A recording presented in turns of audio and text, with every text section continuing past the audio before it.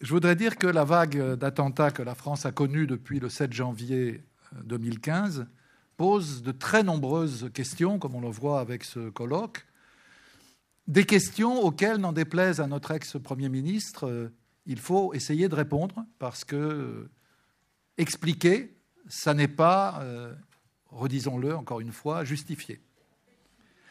Parmi ces questions, il y en a une qui fait l'objet de notre table ronde, qui est celle des motivations des jeunes qui sont embrigadés dans ces aventures terroristes.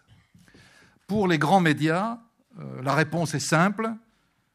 Ce qui est en cause, c'est l'islam, voire un peu plus précisément le salafisme.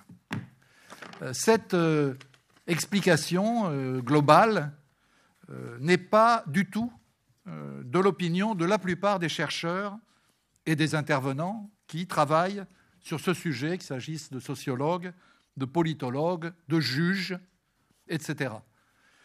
Je le dis parce que personnellement, je suis en train d'interviewer un grand nombre de ces interlocuteurs et que je trouve, au-delà des différences d'analyse entre eux, et il y en a, évidemment, un point commun qui est le refus de toute explication monocausale, la volonté de combiner les facteurs économiques, sociaux, politiques, idéologiques, religieux, géopolitiques, qui peuvent contribuer au développement du phénomène terroriste.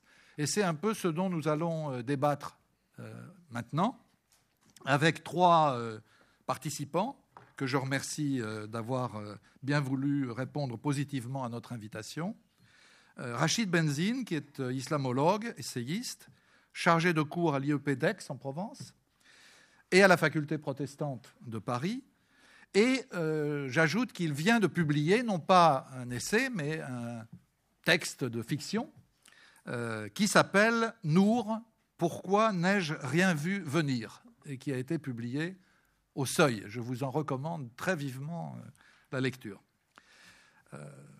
À ma gauche, François Burgat, politologue, directeur de recherche au CNRS, au sein du programme WAFA, When Authoritarianism Fails in the Arab World. C'est lié à l'IRELMAM, si je ne me trompe. Voilà. Et François vient de publier, lui aussi, un livre, mais un essai, qui s'appelle « Comprendre l'islam politique, une trajectoire de recherche sur l'altérité islamiste 1973-2016 », et c'est à la Découverte. Et enfin, tout à fait à ma droite, ça n'est évidemment que géographique, Raphaël Liogier, qui est sociologue et philosophe, professeur des universités à Sciences Po Aix-en-Provence et enseignant à Paris au Collège international de philosophie. Il a publié récemment, depuis il a publié un autre livre, mais celui-là est plus lié à notre débat, « Le mythe de l'islamisation, essai sur une obsession collective », et c'est chez Point Essai. Donc je vais leur donner la parole à chacun pour une quinzaine jusqu'à 20, disons, minutes, après quoi nous pourrons débattre ensemble et vous donner la parole à vous qui êtes dans cette belle salle. Donc on va faire ça par ordre alphabétique. Ça me paraît juste. Et donc, on va donner la parole tout de suite à Rachid Benzine pour sa présentation. Un grand merci, Dominique, pour cette invitation et de partager avec vous quelques observations de terrain. Depuis à peu près 3 ans, j'ai l'occasion d'analyser à la fois le discours de Daesh dans ses productions à la fois en arabe, en français et en anglais, mais aussi l'analyse de ses vidéos.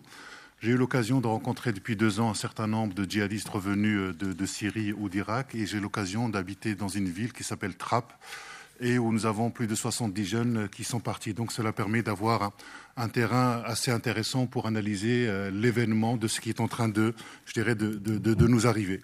Comme vient de l'expliquer Dominique, il est clair que lorsqu'on est dans les sciences humaines, s'arrêter uniquement à partir de l'analyse de son prisme d'observation est insuffisant pour prendre quelque chose qui relève avant tout d'une complexité humaine. La question de l'histoire est très importante, la question de la religion, la question sociale, économique et même psychologique doit être absolument prise en compte.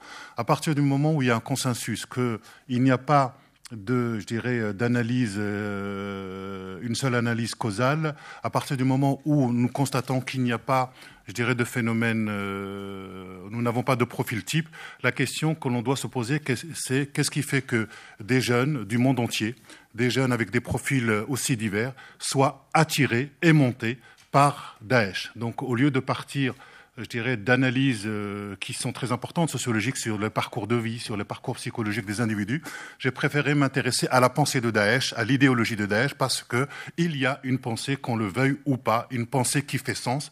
La question n'est pas de savoir si ce sont des musulmans, ce sont des véritables herméneutes du Coran ou des herméneutes ou de l'exégèse du Coran, s'ils connaissent les 5 piliers de l'islam, etc. La question qu'il faut se poser, c'est qu'est-ce qui fait sens? Et le discours de Daesh fait sens pour eux. Et donc, il faut nous interroger sur la représentation ou le système de représentation de sens qui fait sens pour ces jeunes-là, puisque ce discours arrive à créer ce que j'appelle une dette de sens, reconnaissance, obéissance. Et donc, il faut absolument partir de l'analyse du discours. Là, pour aller très vite, j'ai envie de vous dire que Daesh propose 4 rêves, 4 mythes, 4 imaginaires ou 4 promesses. La notion de promesse est très importante. Le premier rêve que propose Daesh, c'est tout d'abord l'unité du monde musulman à travers le terme théologico-politique du califat. Le califat qui appartient au vocabulaire de l'islam politique qui est très important. Un univers de l'islam politique que l'on va mettre en contradiction ou en opposition à ce système de production du sens qui serait celui de la démocratie. Donc on a le califat versus la démocratie qui est un élément très important sur l'organisation du sens, sur la production du sens, sur la question de la souveraineté de la raison, de l'autre côté face à un autre modèle qui se propose d'être en concurrence face à une démocratie qui tient de moins en moins ses promesses et qui est en train de s'enfermer dans un espace identitaire, d'où la montée du populisme qui est aussi un désir de politique. Donc ça, c'est la première chose, à mon avis, qu'il faut absolument mettre en avant. Avec toute la question, quand je dis l'unité du monde musulman, c'est à la fois le mythe, c'est à la fois l'imaginaire, d'où la nécessité de connaître, me semble-t-il, aussi la tradition islamique et la manière dont elle est convoquée à l'intérieur du champ lexical ou du champ discursif de Daesh. Ça, c'est pour le premier rêve. Le deuxième rêve qui est très important, c'est le rêve de la dignité. Le rêve de la dignité, beaucoup de jeunes que j'ai eu l'occasion de rencontrer sont parfois dans le ressentiment et dans l'humiliation. Et pourquoi je suis passé par la fiction? Dans la fiction Nour, pourquoi n'ai-je rien vu venir? J'ai mis, c'est un échange épistolaire sur 14 lettres qui dure 2 mois avec une jeune fille brillante intellectuellement, parce que j'ai eu l'occasion d'en rencontrer aussi, qui sont partis rejoindre Daesh. Ce ne sont pas tous des jeunes qui sont désaxés socialement, psychologiquement, ou qui sont des barbares, parce que le fait de les considérer comme des barbares, ça nous rassure. Or, il faut nous inquiéter sur nos certitudes. Et à un moment, cette fille dit à son père, qui est aussi un philosophe, elle lui dit « on peut réparer une injustice, mais on ne guérit pas d'une humiliation ». Et que la question de l'humiliation, elle est véritablement, au centre. Et nous avons beaucoup de certitudes sur nous-mêmes. Et là, donc, il y a un vrai travail à faire sur la question de la dignité, sur la question du parcours de la reconnaissance, et du parcours de la reconnaissance, notamment de l'altérité et d'une partie de notre jeunesse qui n'arrive plus à trouver, place dans cette vie, en sachant que, comme le disait Gramsci, nous sommes véritablement dans une mutation d'un monde, puisqu'il dit que le vieux monde se meurt, le nouveau monde tarde à apparaître, et dans ce clair-obscur apparaissent les monstres. Et donc il s'agit de changer de lunettes pour essayer d'appréhender ce qui nous est en train d'arriver, et notamment dans notre rapport à ce monde arabo-musulman. Le troisième rêve, c'est le rêve de la pureté. C'est-à-dire que dans un contexte de mondialisation, où les repères sont complètement sont en train de bouger, il nous faut changer de lunettes pour appréhender ce qui est en train de nous arriver. Et beaucoup de jeunes cherchent à avoir un monde qui soit stable. Et ce monde de stable, automatiquement, va s'articuler autour d'un nous et d'un eux. Donc l'idéal d'un monde qui serait pur. Et ce nous et eux fonctionne, de part et d'autre. Et on le voit bien notamment dans cette idée de populisme. Et ce qui est très intéressant, c'est que cette volonté de pureté peut aller jusqu'à la purification. C'est-à-dire que la violence devient un acte moral pour l'avènement de ce nouveau monde. C'est pour ça que Daesh, je le dis encore une fois, Daesh propose une révolution à la fois théologique et politique. Et donc il s'agit de prendre en compte ces deux dimensions-là. Donc nier une dimension au profit de l'autre, à mon avis, c'est se tromper d'analyse et de symptômes. Donc ça, c'était le troisième rêve. Le quatrième rêve qui me semble important, c'est la quête du sens. la quête du sens, la quête du salut. C'est ce qui fait que des jeunes, faute de donner un sens à leur vie, cherchent à donner un sens à leur mort. Et cette question du sens, elle est fondamentale. Et je crois qu'il y a une belle citation qu'on peut amender de l'abbé Pierre. L'abbé Pierre dit la chose suivante, il dit qu'une civilisation se mesure à la qualité des objets de colère qu'elle est capable de proposer à sa jeunesse. Et on pourrait rajouter, amender, et aussi des objets de sacrifice. Et que la question du sacrifice doit absolument être pensée, doit être posée dans nos questions. Je ne vais pas vous en dire davantage, vous y dit l'essentiel, et on aura l'occasion d'en discuter tout à l'heure. Je vous remercie. Merci beaucoup.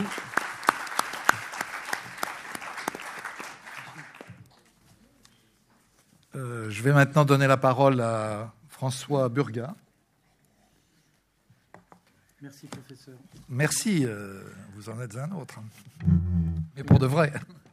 Merci à vous, les organisateurs, de nous permettre de faire quelque chose qui n'est, dont on dit parfois que c'est très répandu, débattre sur ces questions, mais qui, en fait, je ne sais pas si vous avez fait le test dans votre cage d'ascenseur ou dans votre lotissement, il n'y a pas vraiment de débat en France. Il y a une explication qui occupe 95% de l'espace.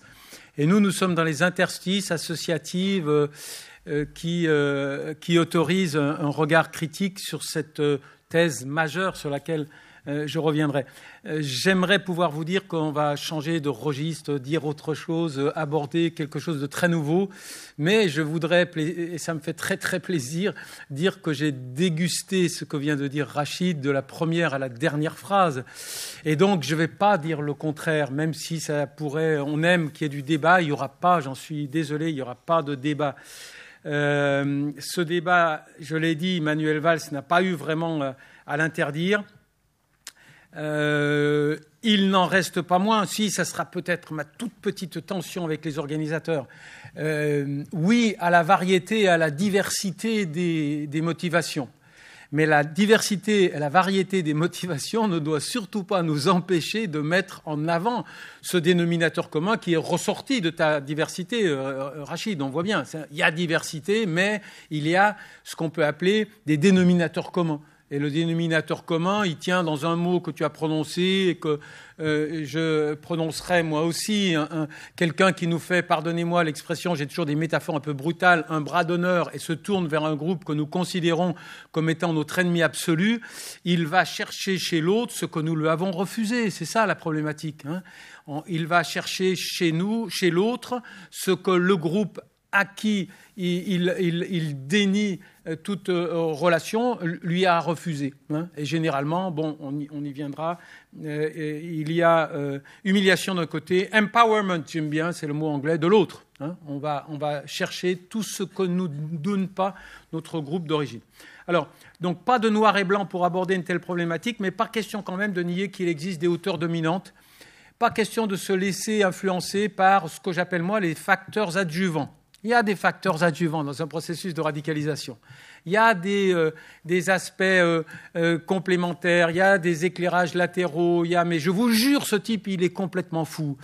Et qu'est-ce que vous voulez qu'il ait à voir avec la colonisation, puisqu'il est converti? Oui, ça fait sens, mais il ne faut pas que ces arguments de la marge nous empêche de voir le centre. Et moi, le centre, je vais m'y concentrer, puisque dans le format et dans les limites de votre patience, je veux juste redire quelques grosses évidences liées à ce que je considère comme le dénominateur commun.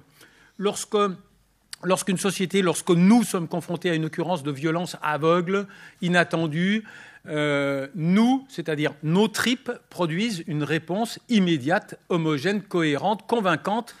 Eh bien, qui c'est qui est responsable de la violence? C'est pas compliqué, c'est celui quand même qui a lancé le caillou, d'accord? C'est celui qui a lancé le caillou, c'est celui qui a lancé la bombe. La preuve, on l'a vu, c'est lui qui a tué, c'est lui qui a fait irruption. Bon, voilà. Et quand nos cerveaux vont reprendre le contrôle de nos tripes, on va avoir des exigences en matière de territorialité, on va dire oui, ça s'est passé à Paris là, mais oula, on ferait peut-être un zoom arrière, ça serait pas plus mal. On irait voir jusque dans le ciel du Yémen ou jusque dans le ciel de l'Irak pour avoir une image large de cette occurrence de violence.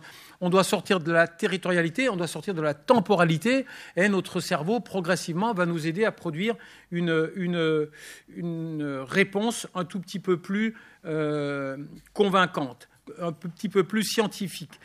Malheureusement, la thèse qui occupe 95% de l'espace public, qui est une thèse qui ne veut pas de cette complexité que incite à prendre en compte la territorialité et la temporalité large. Donc, la faute, elle est seulement sur l'autre. Et plus la faute est seulement sur l'autre, moins elle est sur nous. Plus la variable idéologique va monter haut, puisqu'il n'a aucune raison, cet obscurantiste, de s'en prendre au pays des Lumières. Il faut donc qu'il ait un logiciel qu'il puisse faire quelque chose d'aussi énorme que s'en prendre à des gens qui aiment boire du vin à la terrasse de leur bistrot. D'accord ?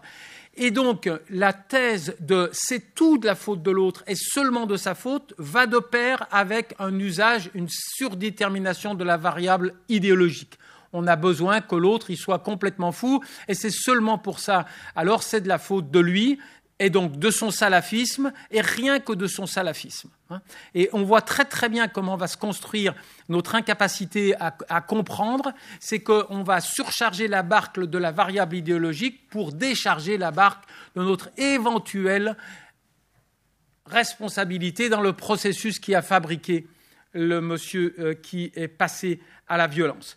Dans cette logique analytique, j'aime beaucoup dire que le vocabulaire qui est utilisé, c'est celui d'une enquête policière. C'est la filature, c'est le financement, c'est vous savez, ils ont utilisé un téléphone portable, c'est les moyens d'action. On sait progressivement tout sur le comment pour mieux cacher notre incapacité à nous interroger lucidement sur le pourquoi. Tenez bien cette dichotomie et vous verrez qu'on sait tous les détails sur ces braves jeunes, d'accord ? Sauf l'essentiel. Pourquoi ? Pourquoi ? On l'a évoqué, Rachid l'a évoqué. Alors moi, je vous dis juste ma petite interprétation. Alors bien sûr, il y a un peu de débat. On a le choix entre c'est un fou de Dieu et puis c'est un fou tout court. Alors c'est un fou tout court, ça peut être une pathologie sociale mystérieuse. Elle est mystérieuse parce qu'on n'a pas le droit de la corréler avec les souffrances du groupe d'appartenance du djihadiste en question.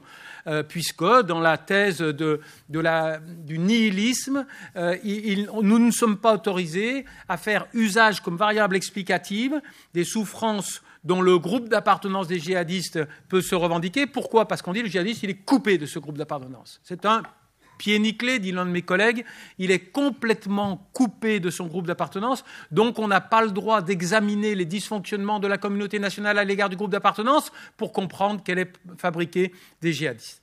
Alors, qu'est-ce que c'est, moi, ma toute petite expérience personnelle ? J'ai plutôt étudié l'offre de djihad qui vient de l'Orient, plus que la demande qui vient des acteurs de cette société. Mais dans cette société, j'y suis quand même, et je m'y suis promené depuis pas mal d'années.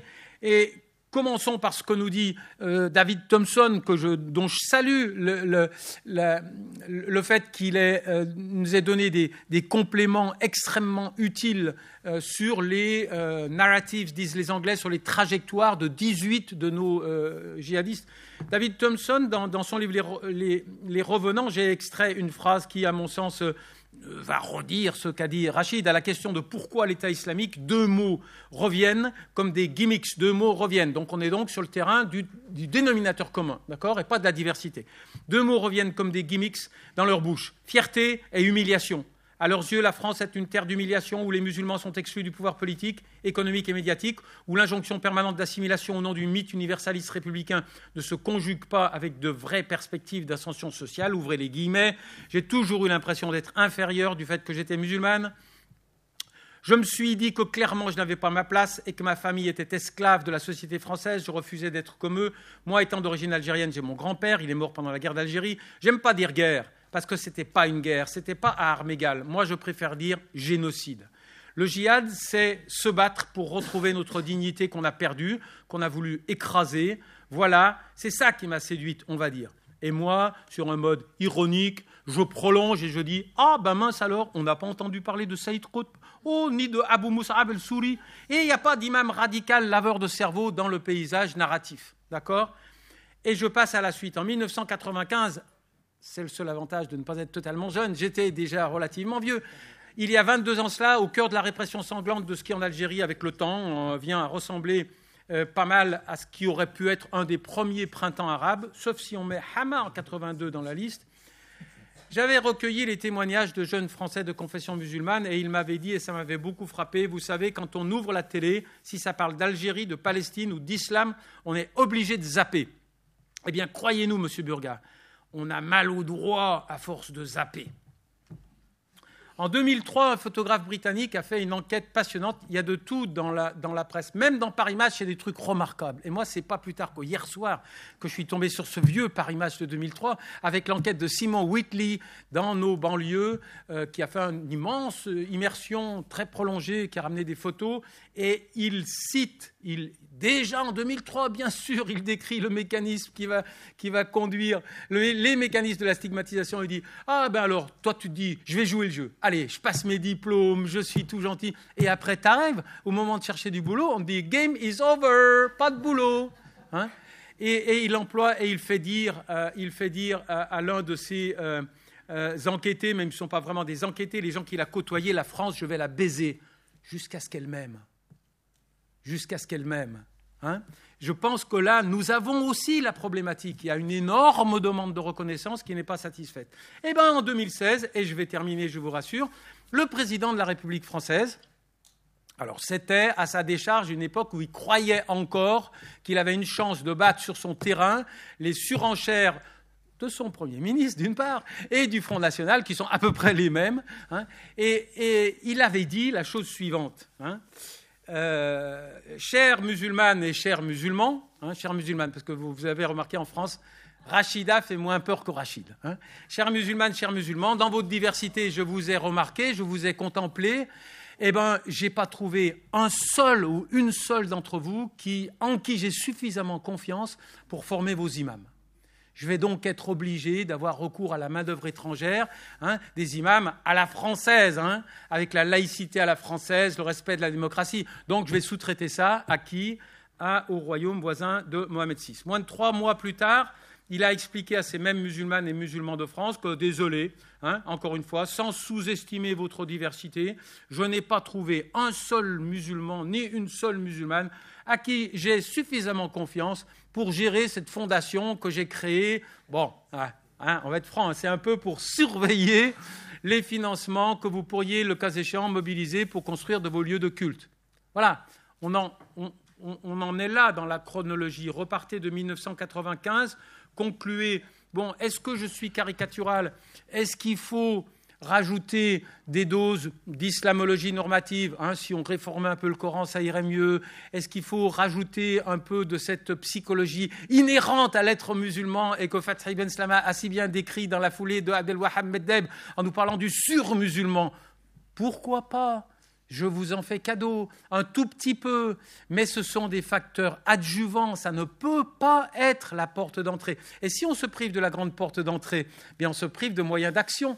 Parce qu'on va se mobiliser autour d'un axe qui est le nôtre de façon récurrente, ad nauseam. L'élite politique de la France demande aux musulmans de se réformer. Et plus elle leur demande de se réformer, moins elle l'envisage et moins elle nous aide à envisager que, quelque part, c'est peut-être nous aussi, nous tous, et pas moi le dernier, je ne m'exclus pas, qui devront peut-être penser à nous réformer. Merci infiniment de votre attention.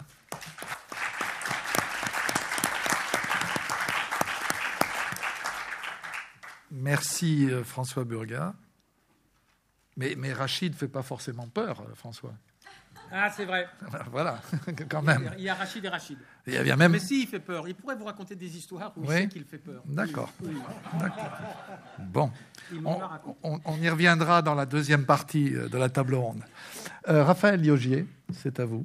Il est champion de kickboxing aussi, vous le savez ça ? Il est champion de kickboxing. C'est vrai ? Non, c'est vrai. Oui, il est champion de kickboxing, tout à fait. Les gars, on est sérieux là. On est dans un cadre universitaire, alors on est sérieux.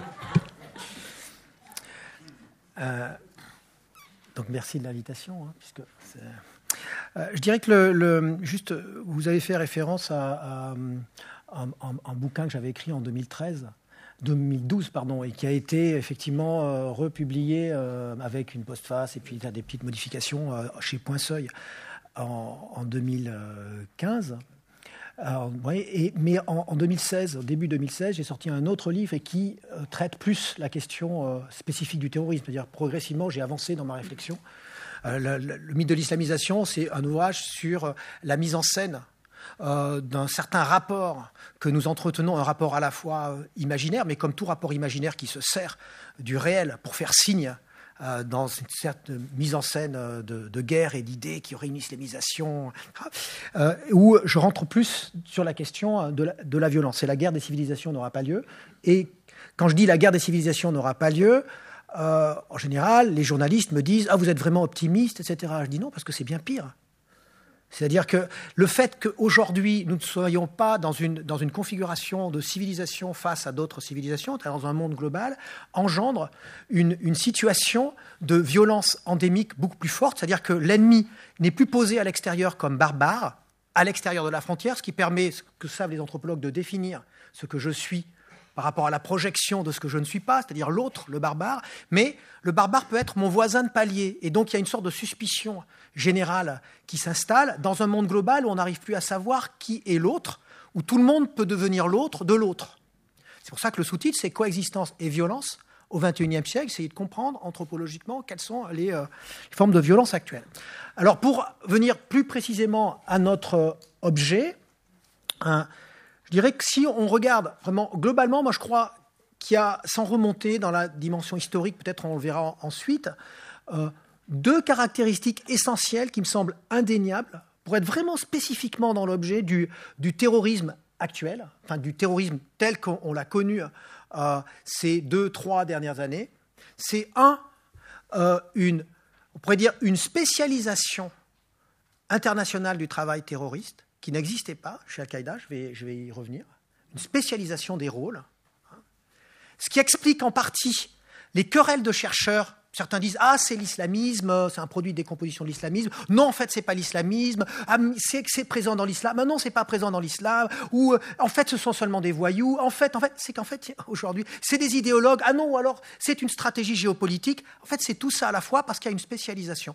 C'est-à-dire qu'il y a ceux qui partent, mais ceux qui partent, ce n'est pas forcément ceux qui reviennent pour l'action terroriste. Il y a ceux qui reviennent et qui ne reviennent pas forcément pour faire sauter pour se faire sauter. Et puis, il y a ceux qui tirent, qui sont différents. En fait, si on n'arrive pas à avoir de profil d'ensemble, mais on arrive quand même à avoir un profil de ceux qui tirent en réalité. Mais si on prend l'ensemble de ceux qui partent, on n'arrive pas à avoir de profil. Puis il y a ceux qui pensent, qui ne se font pas sauter, c'est les idéologues. Et puis il y a ceux qui ont des stratégies géopolitiques, des stratégies économiques, et ça existe aussi, il y a des intérêts géopolitiques, etc.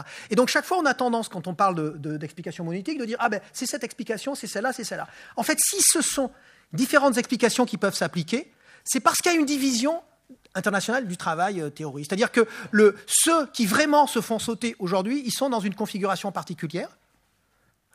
Effectivement, sont souvent des anciens délinquants, etc. Alors que ceux qui partent, c'est pas forcément ça, justement. Ça peut être des gens... Alors que dans les médias, et même chez un certain nombre de chercheurs, on confond toutes ces catégories en disant « Ah, ceux qui partent en Syrie... » C'est d'ailleurs ce que je reprochais à David Thompson. Parce que moi, je trouve que son travail est extrêmement intéressant. Parce que oui, il a fait un travail direct, mais il a été vexé dans l'émission qu'on avait faite ensemble en 2014. Donc pour une querelle de personnes, il se trouve que ça a été mon étudiant, donc il s'attendait à ce que je dise des choses peut-être plus positives. Parce que j'ai dit juste une chose, et que je continue à revendiquer, alors que je suis attaqué partout sur les réseaux sociaux par ses copains et tout le... J'ai dit juste une chose, c'est que ceux qui partent ne partent pas forcément parce qu'ils ont envie d'attaquer la France. Alors on a dit, oh regardez, Raphaël Liogier dit, comment est-ce qu'on peut encore l'inviter sur des plateaux, lui faire parler sur ces sujets? Mais je suis désolé. Je disais à l'époque justement que ceux qui partent ne partent pas forcément pour attaquer la France. Je disais précisément ça. Ça ne veut pas dire que ceux qui partent ne vont pas revenir et certains ne vont pas attaquer la France. Mais en même temps, je voulais dire que ce n'était pas une condition sine qua non. On voyait bien que la structure sociologique et psychologique de ces individus ne supposait pas le fait forcément de partir. Et d'ailleurs, les faits me donnent raison, parce que je sache, l'attentat de Nice, ce n'est pas quelqu'un qui est parti, par exemple.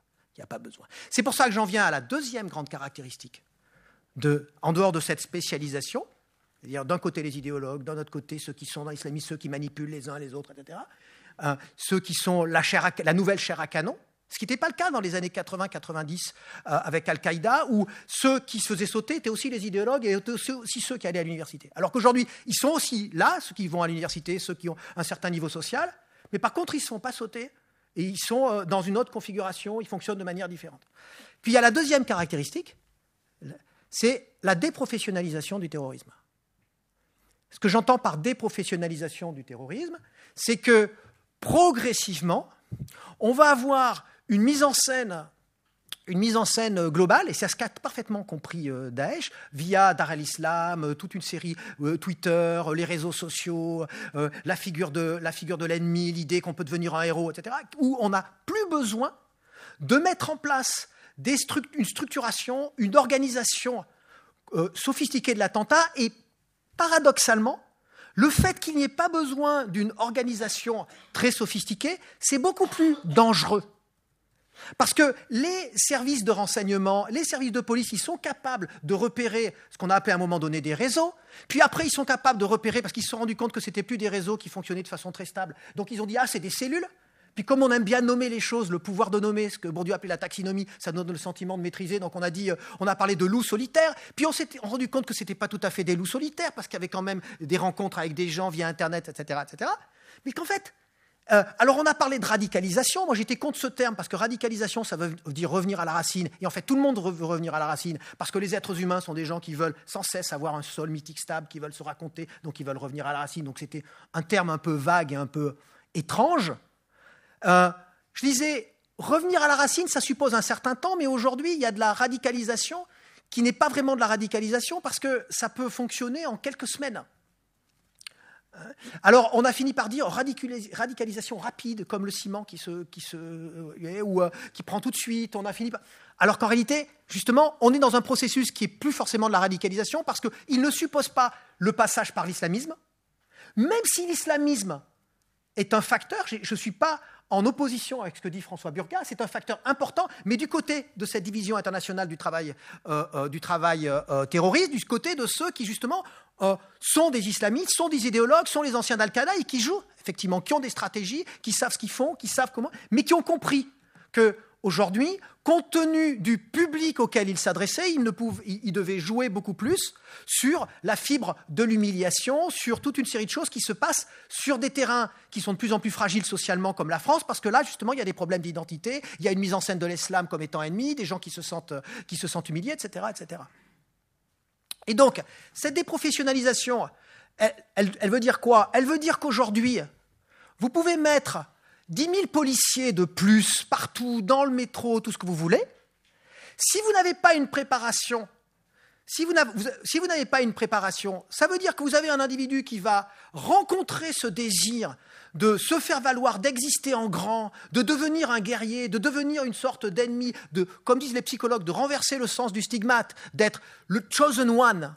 C'est une structure anthropologique de la psyché humaine. Eh bien, il va dans le métro, il reste dans le métro, il n'a même pas besoin d'une arme, et il pousse quelqu'un, il dit « Wallah Akbar » et puis c'est réglé. Et de toute façon, c'est impossible de faire quoi que ce soit contre ça. Donc, en réalité, c'est beaucoup plus dangereux. C'est pour ça que je disais, à un moment donné, je critiquais Manuel Valls, qui était devenu pour moi l'archétype de la participation à cette mise en scène, qui rendait désirable la figure de l'ennemi en projetant dans l'espace social et imaginaire français l'idée qu'il y a une guerre de civilisation, ce qui fait directement le marketing de Daesh, ce qui nourrit directement le marketing de Daesh. C'est pour ça que je disais en manière de provocation un petit peu pour le faire comprendre, en disant, en gros, Manuel Valls, c'est vraiment l'homme politique en France qui peut économiser ses gardes du corps parce qu'il n'en a absolument pas besoin, puisque ça sera la dernière cible de Daesh.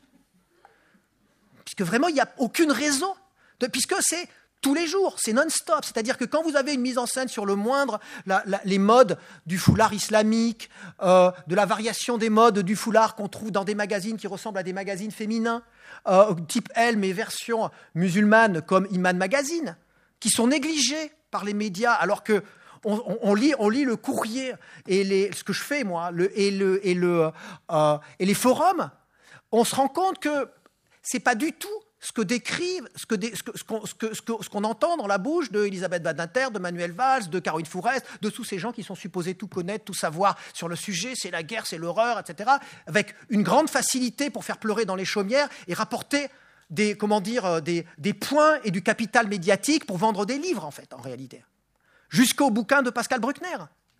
Non, mais je vous dis très sincèrement, parce que la question, c'est pas d'être faible, d'être fort, de dire on est rigoureux, on est contre l'islamisme, on voudrait... Non, la question, c'est ce que disait aussi François, c'est cibler, savoir quel est le problème réel pour pas faire n'importe quoi, y compris du point de vue de la question de la sécurité. Donc, pour moi, il y a deux phénomènes majeurs dont on a très peu tenu compte et dont on devrait tenir compte. C'est une spécialisation du travail djihadiste, si je puis dire, travail terroriste, et deux, une déprofessionnalisation.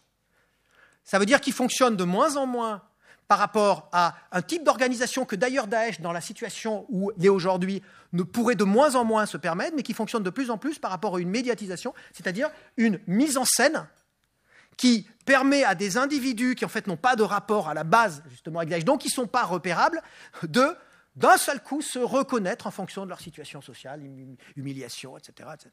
Et ça ne veut pas dire qu'ensuite, ces individus ne vont pas réintérioriser des concepts issus de l'histoire de l'islamisme, d'un certain rapport à l'antisémitisme, de toute une série de choses.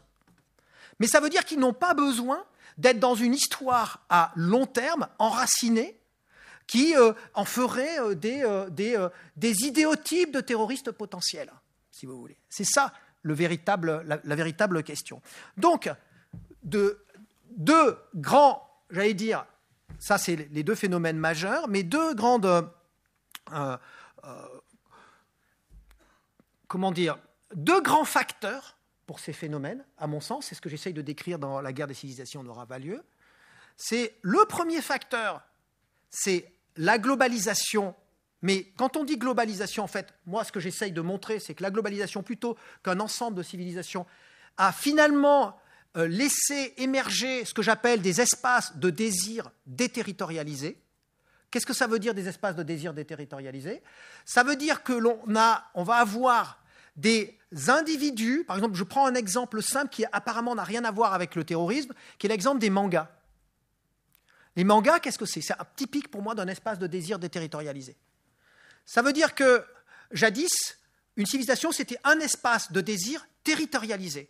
C'est-à-dire avec des gens qui pouvaient se haïr, s'aimer, mais qui désiraient plus ou moins la même chose, qui visaient le pouvoir à l'intérieur d'une société, qui avaient les mêmes ambitions, les mêmes rêves, le même imaginaire, qui se situaient à des endroits différents du même rêve, etc. Aujourd'hui, on a des espaces de désir qui font qu'un individu qui se trouve au Japon, l'autre qui se trouve aux États-Unis, l'autre qui se trouve ici, et qui adhère au sens de l'adhérence, même pas de l'adhésion, déjà, c'est-à-dire dans ses tripes, dans son sens de l'esthétique, dans ce qu'il aime au manga, il va s'habiller d'une certaine manière, il va se mettre à penser d'une certaine manière, il va s'orienter d'une certaine manière, il va même se nourrir d'une certaine manière, ça va déterminer un certain nombre de goûts, il va peut-être avoir un certain type de violence, un certain type de frustration qui va être lié à cet espace de désir déterritorialisé.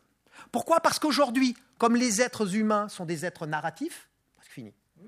La circulation des narrations ne se fait même plus par des médias de masse et puis qui diffusent et des récepteurs qui reçoivent, mais elle se fait de façon interactive à travers Facebook, c'est-à-dire les gens qui se racontent à l'échelle globale, hors de contrôle, mais qui dit circulation globale des images, dit circulation globale, justement, des désirs, puisque les images, c'est les fantasmes, c'est les désirs, c'est ce que je veux, c'est ce que je vois. Et donc, circulation en même temps globale des frustrations. Et donc, c'est là-dessus que s'installe Daesh, qui devient en quelque sorte une sorte d'entreprise qui prend des parts de marché, on pourrait dire, à cette frustration globale, en fonction d'intérêts qui lui sont spécifiques, qui viennent de l'islamisme, situation géopolitique, de tout ce que vous voulez, mais qui, en réalité, ne peut exister et ne peut prendre sa force sur un terrain qui est en fait très éloigné, qui est le terrain français, que parce qu'il y a ces espaces de désir déterritorialisés, qui peuvent être comme les mangas, mais qui peuvent être ensuite ou une certaine forme de djihadisme qui devient un espace de désir déterritorialisé, un espace de désir déterritorialisé de désir frustration. déterritorialisée, qui peut s'articuler à différents endroits de la planète. Or, on pourrait dire, pourquoi est-ce que l'Europe et la France en particulier est plus visée ? Parce qu'il y a l'offre, mais en même temps, il faut qu'il y ait des conditions dans la demande. Rachid a parlé de populisme au départ. Le populisme en Europe, qu'est-ce que c'est ? Avant tout, c'est justement une mise en scène. Une mise en scène qui a besoin de la figure d'ennemi parce qu'il y a un problème, on ne va pas le détailler, mais des problèmes identitaires forts aujourd'hui en Europe. C'est-à-dire une difficulté à définir sa place dans la globalisation, du point de vue économique, social, identitaire. On l'a vu, chaque fois qu'on parle de l'Europe, on dit les racines de l'Europe. Quand on parle de radicalité, racine, c'est-à-dire on cherche de la radicalité. Est-ce que c'est le christianisme ? Est-ce que c'est le christianisme catholique ? Est-ce que c'est le protestantisme ? Est-ce que c'est la rationalité des Lumières ? Est-ce que c'est ceci ? Est-ce que c'est rien ? Est-ce que c'est le nihilisme ? Enfin, on s'interroge sur des choses qui en réalité ont l'air superfétatoires, qui sont un peu superficielles, mais qui renvoient à notre incapacité à dire ce que nous sommes et à au fait qu'on se retranche en essayant de dire ce qu'on n'est pas, en croyant dire ce qu'on n'est pas, et donc on dit c'est le musulman, c'est le musulman, c'est le musulman. Sauf qu'en disant ça et en mettant en scène ça et en créant des effets d'unanimisme, par exemple anti-terroriste qui finirait par être anti-islam, on finit par rendre désirable, justement chez des individus dans la division du travail terroriste, qui n'ont pas forcément à voir à la base avec l'islam, mais qui d'un seul coup, en raison même de leur situation délinquante, du rapport qu'ils ont à la société, du fait qu'ils sont d'origine maghrébine, etc., enfin tout ça jouant, vont préférer apparaître comme étant des ennemis dans cette espèce de nouvelle mise en scène qui est typique de l'Europe actuelle, des partis populistes actuels qui mettent sans cesse ça en scène, préférer être les ennemis que de simples criminels, parce que ça correspond à leur désir de virilité, d'individuation, etc. Je disais à un moment que peut-être des espaces où on pouvait plus facilement trouver des djihadistes potentiels dans la division du travail au sens de ceux qui passent à l'action, c'était plus des salles de musculation, de kung-fu, peut-être même de kickboxing, que des mosquées. Donc toutes les réactions qu'on a eues après novembre en disant par exemple, j'ai vu il y a eu une réaction, après on est revenu là-dessus, mais complètement ridicule, où on a commencé à dire peut-être qu'il faudrait interdire l'arabe dans le vendredi. Tu arrêtes. Je vais arrêter. J'arrête. Peut-être qu'il faudrait interdire l'arabe. On voit bien que c'est stupide. Pas parce que l'arabe n'a pas d'importance, mais parce que sur le terrain spécifique dans cette division, ce n'était pas l'élément majeur, puisque justement la majorité de ceux qui ont tiré, ils ne parlent pas eux-mêmes arabe. Donc, merci beaucoup, donc voilà. Raphaël. D'accord. On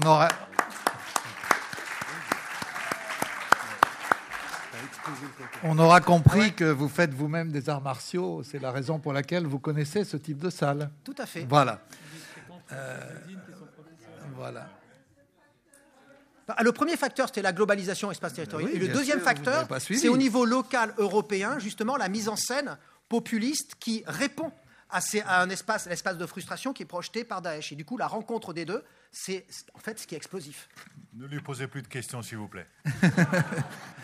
Bien, c'est donc maintenant à vous. Vous avez la parole pour des questions. Il y a des micros qui vous attendent. Dima et Aude vous les proposent. Je vous en prie.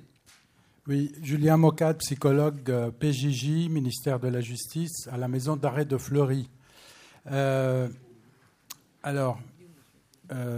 J'aimerais partager avec vous la complexité du suivi de ce qu'on appelle les AMT, les terroristes. Après 35 ans de clinique en psychiatrie et de suivi de problématiques diverses, je me retrouve face à une clinique complètement nouvelle qui regroupe plusieurs structures, ce qui est pour moi complexe et ça pose beaucoup de questions.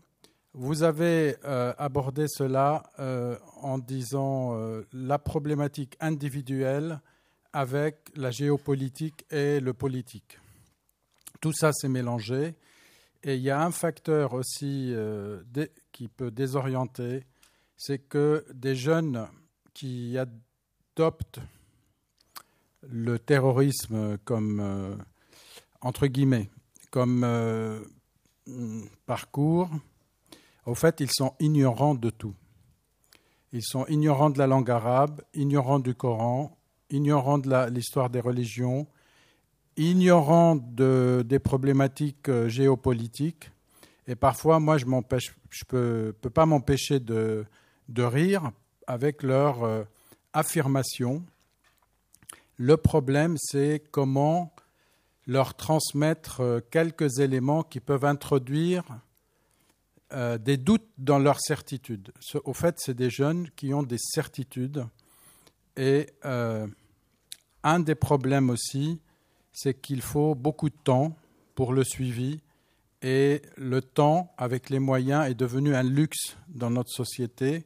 On n'a plus le temps. Il faut résoudre le problème en quelques mois, quelques semaines. Or, ces jeunes-là, ils ont cumulé des problèmes, comme vous l'avez déjà mentionné, de génération en génération. Et au fait, ce n'est pas possible. Voilà. Donc, je voulais aussi ajouter que par rapport à toute la problématique géopolitique, il y a vraiment la problématique du terrain, vraiment quelque chose de très banal, des jeunes complètement désorientés, désaxés et qui s'accrochent à n'importe quoi. Voilà. Merci beaucoup pour ce témoignage. Oui. Je vous en prie. Oui.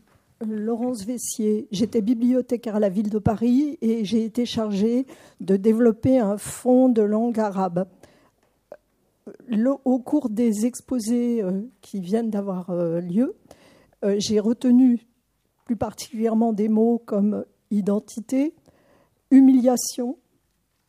Et je voudrais vous demander si, dans le terreau qui a favorisé pour une partie le développement du djihadisme, il n'y a pas un élément qui concerne le statut de la langue arabe en France. On pourrait sans doute ajouter peut-être le statut de la langue turque, mais bon, le statut de la langue arabe qui a été considéré comme une langue d'immigration et auquel on n'a pas donné un cadre digne dans l'enseignement, alors qu'il y a d'excellents arabisants en France.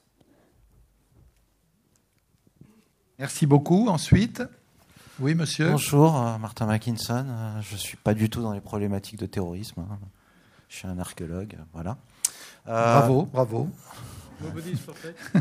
Non, je voulais savoir, il y a un mot que vous n'avez pas mentionné, une petite remarque, mais qui va dans le sens de ce que vous disiez. C'était l'ubérisation du terrorisme. Qu'est-ce que c'est qu'Uber ? C'est que nous, on a une voiture, on est mis en ligne avec des clients, et puis on utilise notre voiture. Dans le cas du terrorisme, on a des bonbonnes de gaz, on est prêt à passer à l'action pour des raisons qui sont diverses, et vous avez donc une organisation terroriste qui avant était déterritorialisée, qui ne l'est plus, qui donne sa franchise ou sa revendication a posteriori. Donc moi je trouve que c'est un mot intéressant, ubérisation.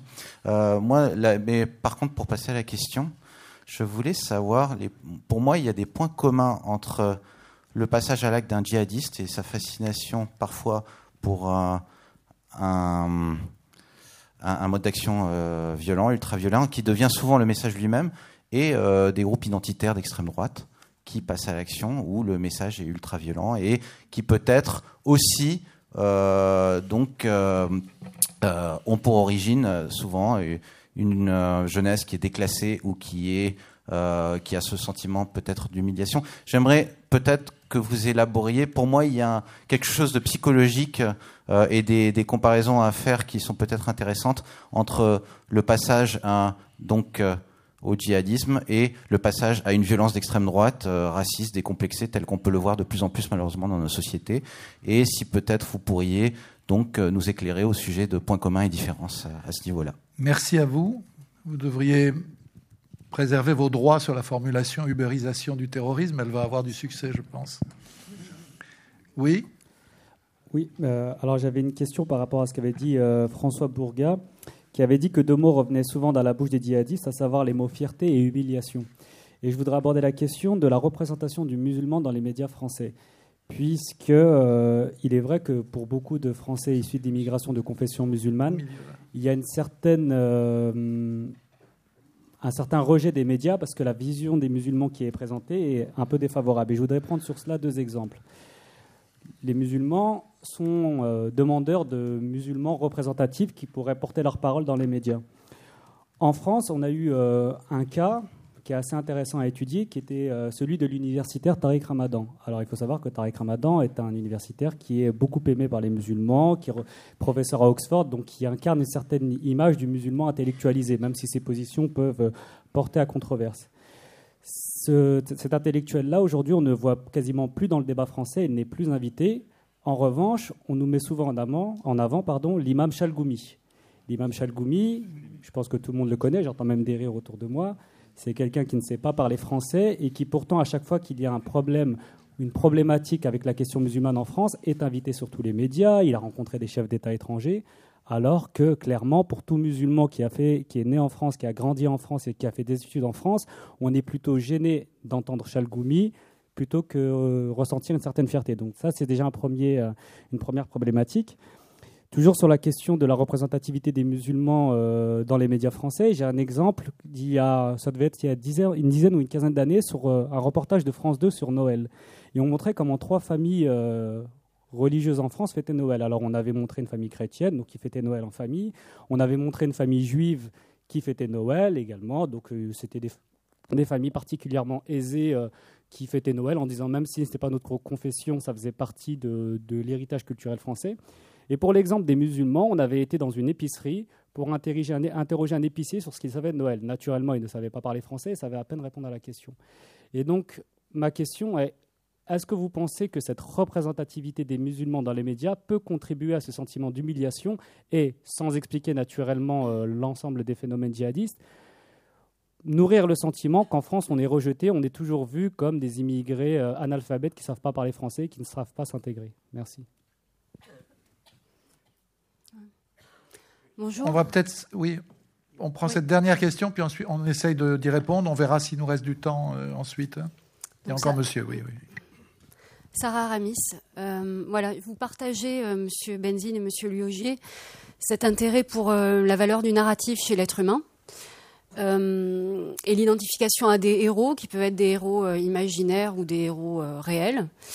J'avais entendu que vous vouliez lutter contre l'émotion du discours de Daesh par la quête d'un autre discours narratif et d'une autre émotion. Je voulais savoir simplement qui devait trouver ces héros, finalement ces nouveaux héros passerelles entre Orient et Occident, même si on pourrait revenir sur ces 2 termes. Est-ce que ce sont les théologiens, les politiques? Est-ce que c'est le cinéma? Voilà. Dernière question, monsieur. Oui, Jacques Hunsinger. C'est une question qui essentiellement s'adresse à Rachid et à François, mais Raphaël peut aussi y répondre. La table ronde, qui sont nos djihadistes? Alors, je voulais poser la question suivante. Est-ce que dans vos interviews, vos rencontres, l'analyse des trajectoires de nos djihadistes, on peut dire quelque chose sur la rencontre entre nos djihadistes et les djihadistes syriens, irakiens, tchétchènes sur le terrain? Enfin, est-ce que les motivations des uns et des autres sont les mêmes? Est-ce que l'ex-officier irakien ou l'ancien combattant d'Al-Qaïda converti à Daesh, ou le jeune Syrien ou l'ingénieur jordanien ont les mêmes motivations, les mêmes trajectoires que celui du jeune de banlieue européen? Est-ce que dans les interviews ou les rencontres, il y a rencontre des uns et des autres, ou au contraire, malentendu? Et la deuxième question, très rapide, si demain ou après-demain, Mossoul et Raqqa sont pris, que va devenir Daesh? Est-ce que si Daesh n'est plus Daesh, territorialement, Daesh apparaîtra, se développera, se configurera sous une autre forme, dans la mesure où Daesh a quand même une origine, et on l'a vu ce matin avec Mathieu Rey, syro-irakienne ou irako-syrienne. Voilà, cette territorialisation irako-syrienne, si elle s'atténue, à quoi va-t-elle conduire?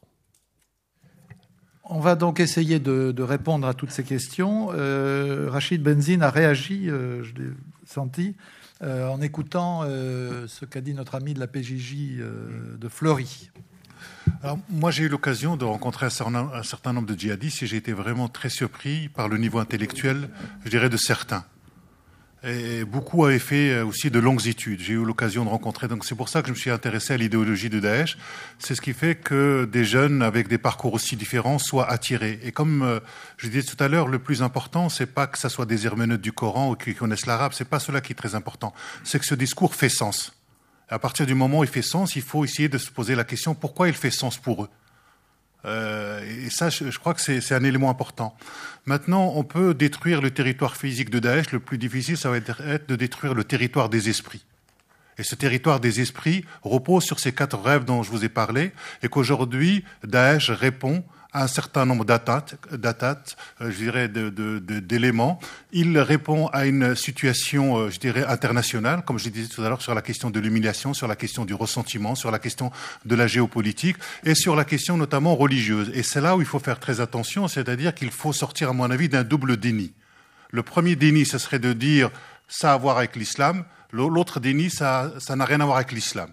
Ces 2 dénis me semblent, ces 2 réductions me semblent aujourd'hui très importantes. C'est-à-dire qu'il faut absolument s'attaquer aux questions internationales, le rapport politique par rapport à ces pistes très important, mais il se passe aujourd'hui quelque chose à l'intérieur du monde de l'islam, un certain nombre de courants, ce qui fait que le djihadisme, au bout d'un moment, devient autonome aussi. C'est pas simplement quelque chose de causalité, c'est qu'à un moment, il devient lui-même autonome et il va falloir à un moment travailler là-dessus. Comment on peut travailler là-dessus à partir de la référence religieuse? Il est clair que, à mon avis, il faut faire de l'histoire. C'est-à-dire que ce n'est pas une lecture religieuse pacifique musulmane qui viendrait contrer une lecture, je dirais, violente de l'islam. Il y a un véritable déficit d'histoire en ce qui concerne l'islam, notamment l'islam des origines. Ce déficit d'histoire se retrouve à l'intérieur de nos universités et pas simplement dans le monde musulman. C'est ce qui fait qu'il y a des substitutions d'imaginaire et des jeunes, faute d'habiter un imaginaire territorial très important, vont rencontrer un imaginaire mobile pour notamment passer à l'action. Je pense que dans le roman que j'ai essayé de proposer, dans cet échange épistolaire, le père, tu m'arrêtes Dominique, assis. Voilà. Moi, quand tu me demandes de m'arrêter, je ne suis pas comme Raphaël. Non, mais je sais bien, mais tu as très peu parlé jusqu'ici, et qu'on est comme dans les débats pour la présidentielle, il faut être... Voilà. D'accord. Et donc, il faut, à mon avis... sortir de cette question de la France. C'est pas un problème. Je reviens du Maroc. Il y a eu beaucoup de jeunes qui partent du Maroc. Il y a beaucoup de jeunes qui partent de la Tunisie. Donc c'est pas simplement un cadre franco-français. C'est quelque chose qui est beaucoup plus bas. Donc il faut un peu sortir de nos œillères françaises pour essayer de comprendre un peu ce qui est en train d'arriver je dirais, à ce monde-là. Comment, dans la manière de proposer autre chose, c'est-à-dire que, vous savez, moi, depuis 3 ans, je travaille avec un certain nombre de chercheurs sur l'analyse de ce discours, et au bout d'un moment, je trouve que nous, dans les sciences humaines, on commence à tourner en rond. C'est-à-dire qu'on commence à se parler entre nous-mêmes, on a des catégories qui deviennent abstraites, nous avons des vérités qui sont abstraites, des vérités froides, et qu'il va falloir à un moment sortir de notre cadre étroit pour essayer de trouver autre chose. Moi, il s'avère que j'ai trouvé, en tout cas à travers ce roman qui s'appelle « Nour, pourquoi n'ai-je rien vu venir ?», l'occasion de faire dialoguer un père et sa fille, un père qui est érudit, qui a une très bonne connaissance philosophique, et cette fille qui fait des études brillantes et qui décide malgré tout de partir rejoindre Daesh. Et donc c'est argument contre argument. Et je pense que l'espace du théâtre, l'espace, je dirais, de l'imaginaire, va nous permettre de passer par l'émotion pour rattraper la raison. Et au bout d'un moment, dans cet échange épistolaire, le père dit à sa fille que le contraire de la connaissance, ce n'est pas l'ignorance, mais les certitudes. Non seulement ces jeunes ont beaucoup de certitudes, mais nous-mêmes, nous avons beaucoup de certitudes sur ces jeunes. Et qu'il va falloir à un moment interroger nos propres certitudes et risquer, remiser notre compréhension des phénomènes, et surtout qu'il va falloir nous inquiéter de notre propre pensée qui n'arrive plus, je dirais, à se penser elle-même en tant que processus. Et qu'il va falloir changer de catégorie et prendre le risque de nous désaxer pour entendre ce qu'ils sont en train de nous dire. Ils sont en train de nous dire des choses que nous refusons d'entendre. Et je crois qu'il faut être attentif là-dessus. Il ne faut pas non plus être naïf. À l'intérieur du monde de l'islam, il y a aussi une véritable guerre et qu'il va falloir aussi s'atteler aussi à cette guerre-là. Voilà, c'est tout ce que j'avais à dire. Merci beaucoup, Rachid. Alors, François Burgat piaffait en entendant parler du statut de la langue arabe, mais je crois aussi, si j'ai bien compris, la question de la représentation des musulmans. Voilà. Non, voilà. Ça vous m'a avez rappelé 5 des minutes. souvenirs, mais je parle en présence d'un inspecteur général de langue arabe. Vous ne l'avez peut-être pas repéré, mais moi je le vois. Donc il ne s'agit pas de dire n'importe quoi. Mais sinon dans cette salle, du moins dans ce bâtiment, il y a combien, 4-5 ans, il s'est produit un événement majeur dont j'espère que vous avez pu y assister, qui étaient les premières assises françaises de la langue arabe. Alors, pour la petite histoire, c'est un ambassadeur qui, depuis, a connu un destin tragique, qui s'appelait Boris Boilon, qui avait réussi à glisser dans le discours de son président Sarkozy à Constantine une petite phrase disant tout l'intérêt, toute l'importance qu'il accordait à l'enseignement de l'arabe. Bon, bien sûr, c'était mon ambassadeur en Irak, et il prêchait un convaincu, et on a eu des moments, je dirais, très émouvants dans cette pièce, avec l'ambassadeur Bruno Paoli, qui a dit des choses absolument remarquables, un de nos ambassadeurs qui parle arabe comme une mosquée quand il s'exprime sur Al Jazeera. Et ce débat a déjà été dit et redit, mais au moment de passer aux actes, il n'y a rien. Donc bien sûr, tous ceux qui redonnent ces lettres de noblesse à la culture de ceux qui ont enrichi le tissu national est ce qu'on peut faire de mieux, c'est absolument évident. Alors après, vous tomberez dans le débat, il ne faut pas leur apprendre l'arabe classique parce qu'ils vont lire le Coran, il faut leur apprendre, il faut les atomiser en arabe dialectal successif. Vous verrez toute l'idéologie de ceux qui ne veulent pas entendre se manifester sur ce terrain-là. Mais moi, oui, évidemment, sans réserve, il est absolument évident que l'enseignement de la langue arabe dans de bonnes conditions en France rendrait les Français plus intelligents. Ça nous rendrait tous, je dis souvent à mes étudiants, apprenez l'italien, l'allemand, l'anglais à la petite école, et après, je veux que vous passiez à quelque chose de plus sérieux. Vous devez avoir, j'appelle une langue non occidentale, le concept vaut ce qu'il vaut, mais apprenez le chinois, apprenez l'arabe, pour que vous ayez la perception qu'il peut exister 2 univers symboliques, 2 univers d'appartenance, 2 historicités, et vous allez devenir moins con. Vous allez devenir plus fort, vous allez devenir plus équilibré. Donc, bien sûr, vous avez soulevé un point qui est extrêmement important. Alors, il y a eu 2 concepts qui ont été utilisés ce matin. Il y a ubérisation. Alors, je vais le critiquer. Et un autre, il n'a pas été prononcé, c'est chalroumisation de la représentation des musulmans de France. Et je l'adopte sans restriction, même si Rachid m'a dit non, Chalroumi, c'est fini. Non, Chalroumi, c'est pas fini. Le CRIF l'a encore utilisé pour remettre un prix de je sais pas quoi à la municipalité de Grenoble il y a quelques semaines. C'est pas fini du tout. Pourquoi je nuance ubérisation ? C'est très, très intéressant. Ce n'est pas la peine de t'énerver, François. Si, il y a de quoi. Mais si, il y a de quoi. C'est un truc qui me fait m'énerver depuis toujours. La chalroumisation de la représentation des musulmans de France, c'est un des ressorts de la radicalisation. Moi, j'ai écrit, mais il y a longtemps, 10 minutes, bon, pas 10 minutes, 3 minutes de chalroumi aux 20h, et vous avez 10 djihadistes. Parce que c'est vraiment un processus mécanique de stigmatisation, d'interdiction à l'autre d'apparaître dignement dans le débat public.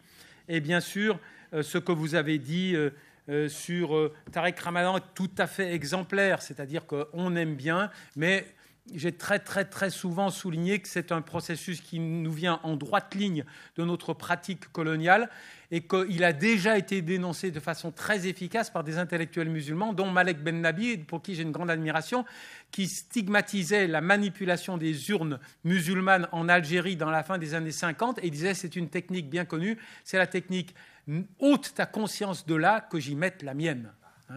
Voilà. Il y a 2 niveaux de la domination d'un groupe. Tais-toi, c'est violent, mais il y a pire. Je vais fabriquer quelqu'un qui aura un petit bonnet qui fera qu'on l'identifiera comme un musulman et il va parler à ta place. Et il va cautionner les mécanismes de la stigmatisation, etc. Donc ça, on est tout à fait d'accord. Pourquoi j'aime pas l'ubérisation ? Bien sûr, j'aime l'ubérisation. Mais depuis que je suis tout petit, on me raconte que c'est des procédés technologiques qui permettent de comprendre la matrice de la révolte dont nous sommes les cibles. Je me souviens d'un cas exemplaire quand il y a eu la cassette, vous vous souvenez plus ce que c'est, la cassette audio. Vous vous souvenez de la cassette audio ? Moi, je peux vous retrouver de la littérature où on nous expliquait que l'islam serait plus jamais comme avant. parce qu'il y avait les cassettes audio et alors le magistère sur la production normative était dissous par cette possibilité de circulation horizontale de la parole. Il y a des pages magnifiques et on nous expliquait la reconfiguration de l'islam au monde musulman. Après, il y a eu les réseaux sociaux qui expliquaient tout. Oui, c'est une part de l'explication, mais il ne faut pas que ces mécanismes qui relèvent du comment servent à nous empêcher de nous interroger sur le pourquoi. Et puis sinon, est-ce que c'est l'islam, est-ce que c'est pas l'islam? Bon, c'est une vieille chanson, je la chante souvent, mais comment je résume la relation du lexique musulman à la radicalisation politique? Je dis, quand vous êtes chrétien ou musulman, à un tournant de votre vie, et vous voulez vous approprier votre religion en politique. Vous voulez être plus chrétien à partir de demain dans votre action quotidienne ou plus musulman.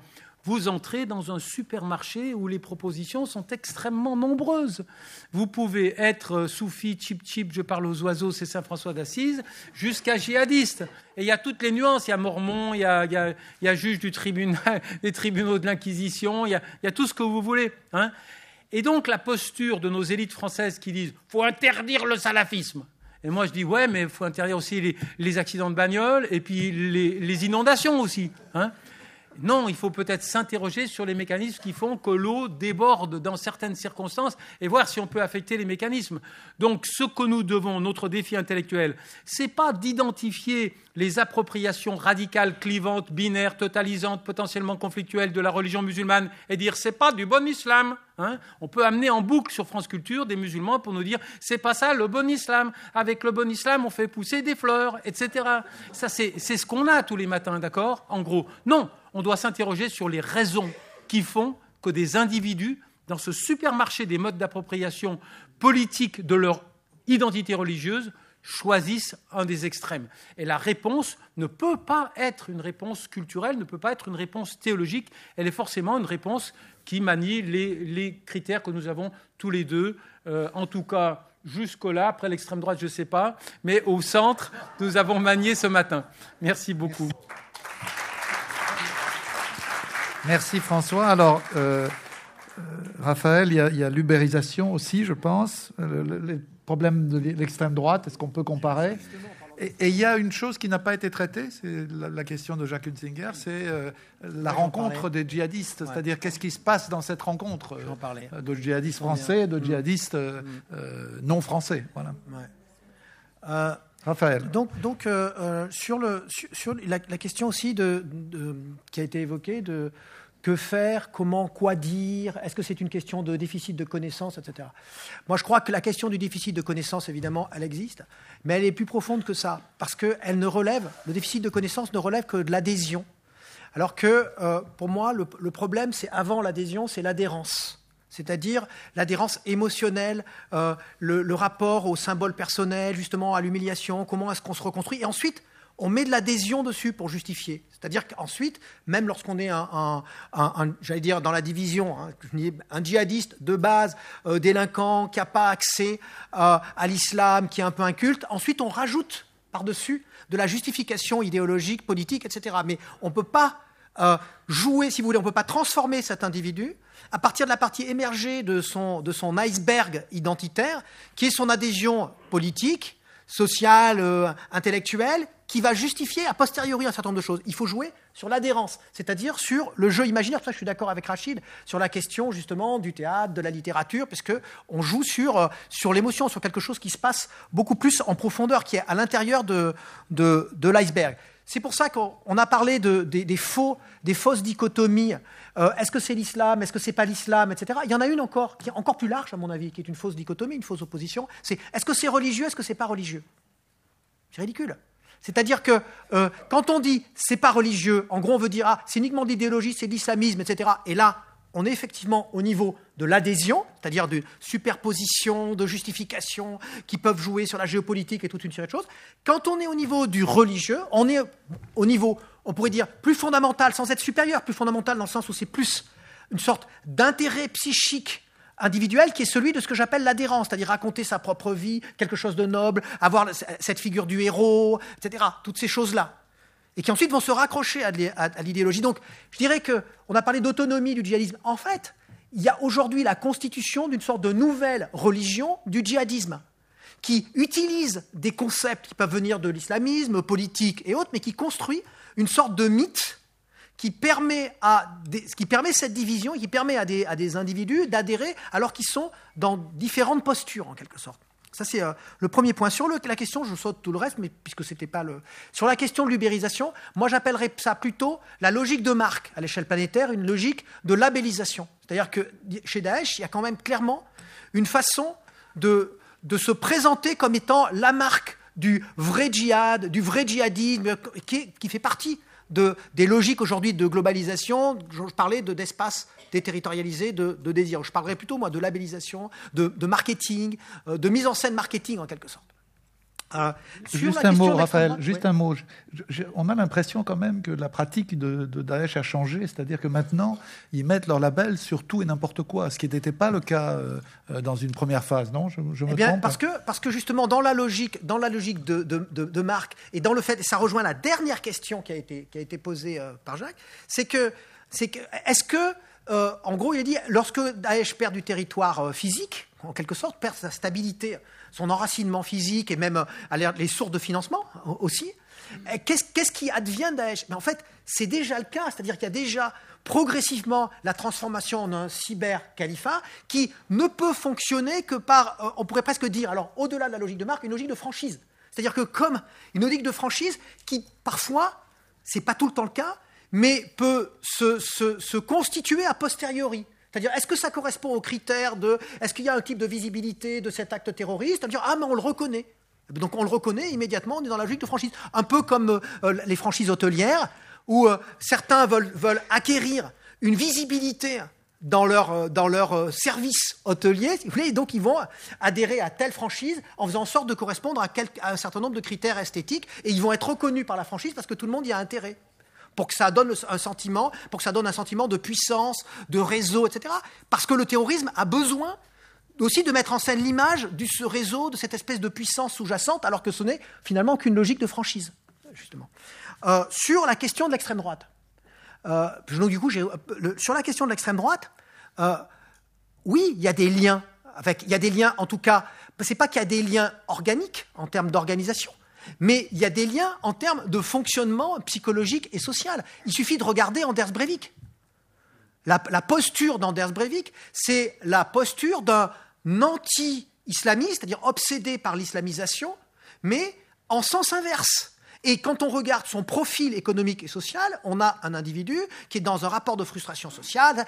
Si vous voulez, si Anders Breivik, moi je tiens le pari que si Anders Breivik n'avait pas été blond aux yeux bleus, se sentant persécuté par ceux qui l'imaginent, étant dominant dans sa société, il se serait, en l'inverse, considéré comme étant dominé en tant que maghrébin des quartiers, etc. Et il aurait été dans une position inverse. Donc en fait, il y a une logique symétrique d'opposition, en quelque sorte, et qui est rendue possible par la symétrie de ce populisme qui désigne les héros et les ennemis, le vrai peuple, le faux peuple, les traîtres, etc. Et du coup, le problème, c'est comment les médias le traitent. Parce que Anders Breivik, quand vous regardez comment l'ont traité les médias, moi je l'avais étudié à l'époque, là c'était justement à l'époque où j'avais écrit Le mythe de l'islamisation, il n'y avait pas un seul média qui développait le fait que c'était un individu qui avait été radicalisé dans les milieux d'extrême droite, qui rencontrait des gens au Danemark. Non, on disait Anders Breivik, c'est clairement un fou pour avoir fait ça. Alors qu'en sens inverse, un autre individu qui fait Wallah Akbar et qui tue un certain nombre de gens, on va dire d'emblée c'est un attentat islamiste, mais les deux sont vrais. C'est-à-dire les deux sont vrais. C'est en même temps un fou aussi. Sauf qu'on va mettre l'accent sur c'est une attaque contre notre société d'un certain côté, alors que quand c'est Anders Breivik, ah non, là c'est uniquement un fou, on va le détacher de la logique, parce que ça nous arrange pas dans la mise en scène dont on a besoin. Et sur l'extrême dernier point, sur la question de la différence entre les différents types de djihadistes ici, là-bas, ceux qui viennent de Libye, qui viennent d'Algérie, etc. Il y a des différences. Et même si je pense qu'on devrait les analyser, c'est là-dessus que ça devrait porter l'analyse. Mais ce que je peux dire d'emblée, c'est que ce qui est fascinant aujourd'hui dans notre société, c'est que les meilleurs sociologues sont quand même plus les leaders de Daesh que nous.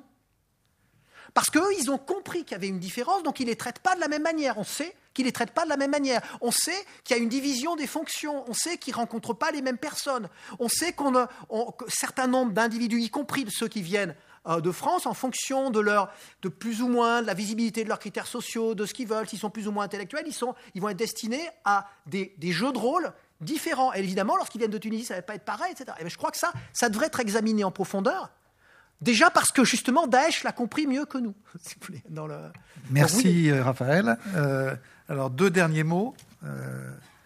Rachid, peut-être juste sur une question, parce que Chalgoumi, c'est l'arbre qui cache un peu la forêt aussi. C'est-à-dire, est-ce que dans toute cette affaire, il n'y a pas aussi un enjeu qui est l'enjeu de la bataille au sein de l'islam, dont vous êtes, vous, partie prenante, pas comme militant, mais comme penseur, comme islamologue. Est-ce que ce n'est pas aussi un des fils qu'il faut avoir en tête quand vous écrivez à l'époque, pas Nour, mais les nouveaux penseurs de l'islam, il y a une vraie bataille, quoi. Bien sûr. En tout cas, moi, c'est pour ça que je disais qu'il fallait sortir d'un double déni. Et le déni de dire que ça n'a rien à voir avec l'islam, ça a aussi à voir à l'intérieur du monde musulman avec un certain nombre de courants. Et qu'il va falloir un jour aussi s'atteler à ce travail, notamment ce travail d'approche historico-critique, parce que je ne mène pas ce travail sur le champ théologique, parce que je pense qu'avant de faire de la théologie, il faut faire d'abord de l'histoire. Et que l'histoire, elle est fondamentale. Moi, je dis souvent aux étudiants, faute d'histoire, on se raconte des histoires et ça finit par faire des histoires. Et je pense que ce déficit d'histoire, il est criant aujourd'hui. Mais il est criant aussi dans notre société et dans nos universités. C'est pas simplement un problème, je dirais, des musulmans. Et que cette histoire-là, c'est l'histoire aussi longue, c'est aussi l'histoire du rapport aussi avec l'Occident. Et que, tôt ou tard, c'est-à-dire que il arrive très souvent, parce qu'on est souvent dans des logiques identitaires, nous sommes dans un islam identitaire, et que tant qu'on parle d'islamophobie, ça va, tant qu'on parle de discrimination vis-à-vis des populations d'anciens colonisés, ça va, etc., ça va. Mais dès qu'on commence à dire à l'intérieur de l'islam, il y a un certain nombre de courants qui ne vont pas, sur lesquels nous devons travailler d'un point de vue historique, pas pour présenter une meilleure vision de l'islam qui serait pacifique. En tout cas, moi, je ne suis pas sur ce critère-là. Moi, je suis plutôt sur ce critère. Il est nécessaire de faire ce travail universitaire et aussi de le vulgariser. Et ce travail-là, tant qu'il ne sera pas fait, ça sera encore aujourd'hui notre angle mort. Donc, les gens de gauche qui aiment les musulmans, ils sont les bienvenus, mais il y a un travail aussi de critique interne, et je pense qu'il faut aussi laisser les musulmans faire aussi ce travail et les y encourager, et pas simplement leur dire c'est de la faute de la société ou c'est de la faute de l'Occident. Merci. Merci Rachid. Il fallait que ce soit dit. François Burguin, qui aura donc le dernier mot. Non, je n'en abuserai pas, Rachid, c'est promis.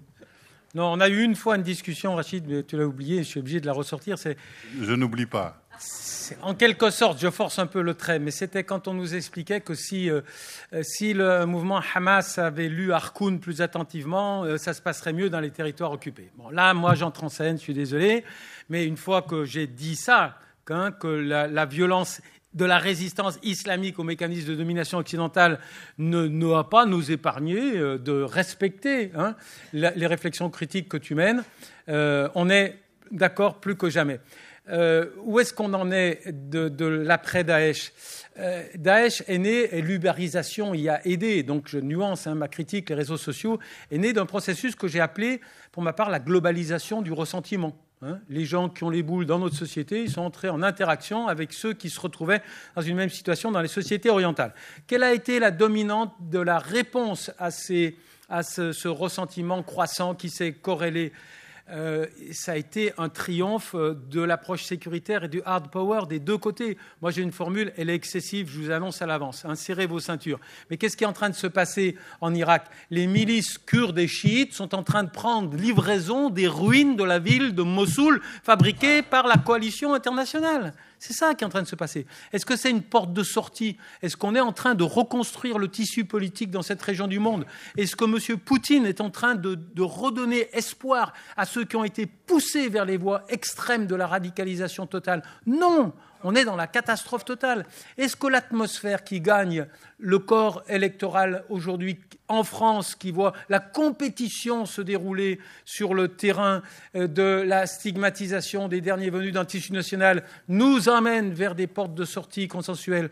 Donc moi j'ai peur que le phénomène Daesh, au-delà encore une fois des problématiques liées au comment c'est-à-dire comment ils vont exprimer leur hostilité, je m'en fous, je laisse ça aux spécialistes. Est-ce qu'ils vont passer par l'autre côté de la ligne Maginot ou par dessous? Moi, je sais qu'ils vont passer.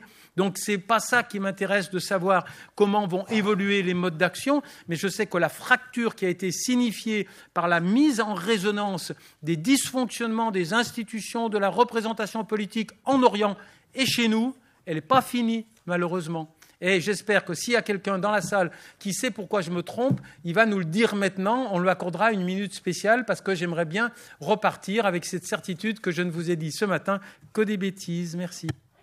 Merci François, merci à tous les trois.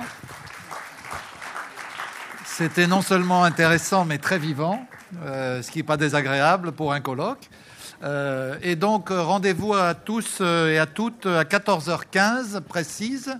Ne rendez pas votre badge, mais ne le perdez pas non plus si vous voulez suivre les travaux de cet après-midi.